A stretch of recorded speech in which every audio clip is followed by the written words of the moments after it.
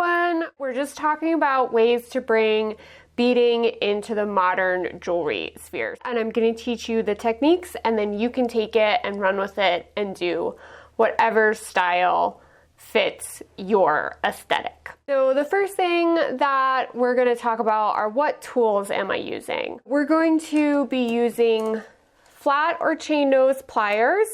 So these just have flat jaws, and I like the ones that come to a point, so those would be your chain nose because they can get into really tiny areas.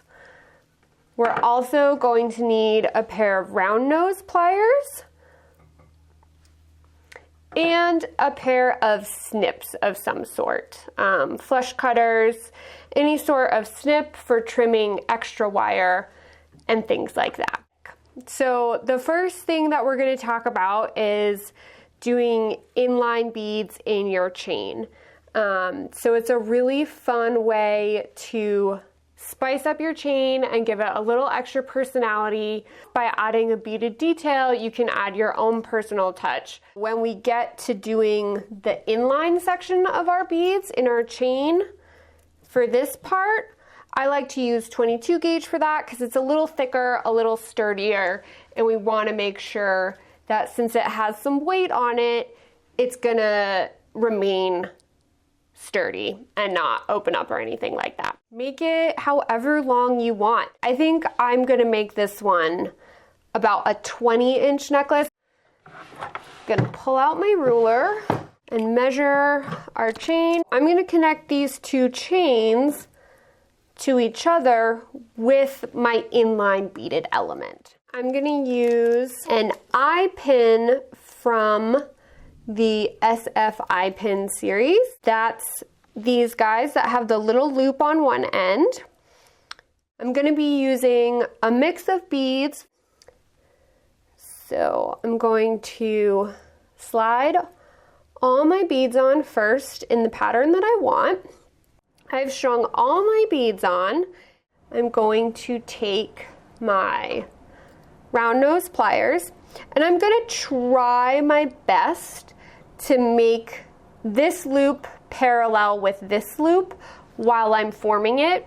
But if I don't do that, it's okay. There are ways to tweak it afterwards.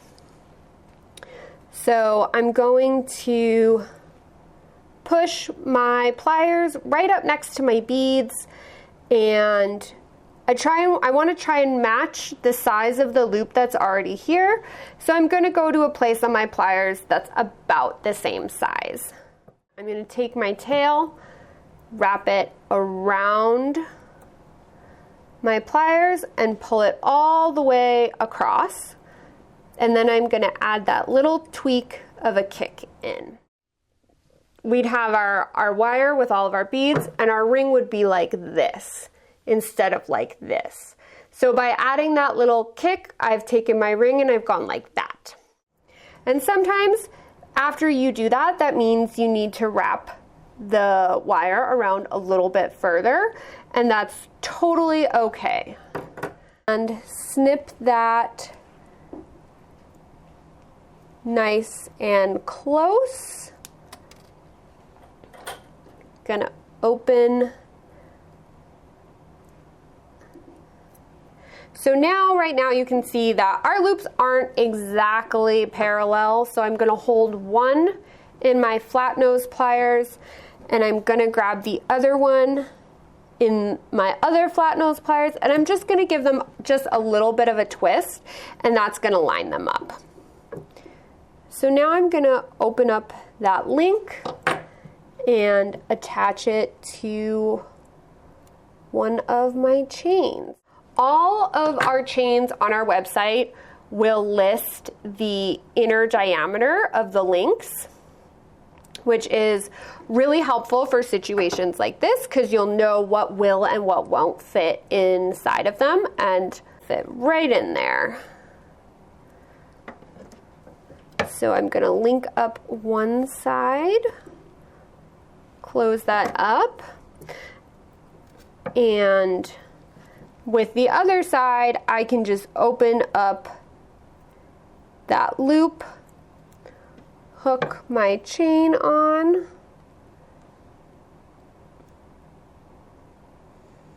and close it back up. And so now I've got my fun little inline detail here, and I would add on whatever clasp I would want. I like lobster clasps, they're my preferred. And so now that I've got my necklace, we've got our nice inline section of beads. The inline method is really fun for adding a little extra spice to your necklaces. We like to keep it classic by using all metal beads, but by all means work in some color, use some fun gemstone beads or pearls or anything like that. There's lots of ways you can take it, and it's really a fairly simple, quick technique that adds a lot of variety to your pieces. Be sure to share with us what you make with these techniques on Facebook and social media. You can find us at Halstead Jewelry Supplies, and we hope to hear from you. Thanks.